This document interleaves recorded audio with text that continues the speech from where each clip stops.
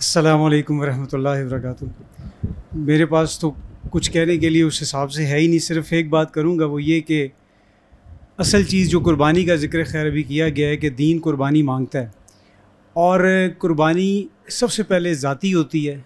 उसके बाद अगली कुर्बानी आपके अपने अहलो अयाल की, आपके इवन अपनी ज़िंदगी के अंदर जो ख्वाहिशात होती हैं, जिनको हम पाना चाहते हैं, जिसके लिए हम ज़िंदगी में मेहनत करना चाहते हैं, उसकी भी कुर्बानी देनी पड़ेगी। और मुझे तो एक चीज़ मोहतरम की सोबत से यही समझ में आई है कि जिस शख्स को अल्लाह ताला उस कुर्बानी के लिए चुनता है, वो कुर्बानी मेरे नज़दीक एक डिच की तरह होती है, एक घाटी की तरह होती है।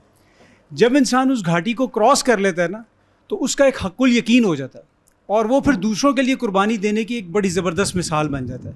तो अल्लाह ताला हमें ऐसे लोगों के साथ जोड़ के रखे जिन्होंने ये कुर्बानियाँ दी हैं और उसका हक़ुल यकीन का मिज़दाक़ बने हैं। अल्लाह ताला हमें भी इन कुर्बानियों के लिए कबूल कर ले। शरई तौर पे तो ये कहते हैं कि आजमाइश मांगनी नहीं चाहिए, लेकिन अल्लाह ताला की तरफ से अगर आ जाए तो अल्लाह ताला से उसमें साबित कदमी की दुआ करनी चाहिए।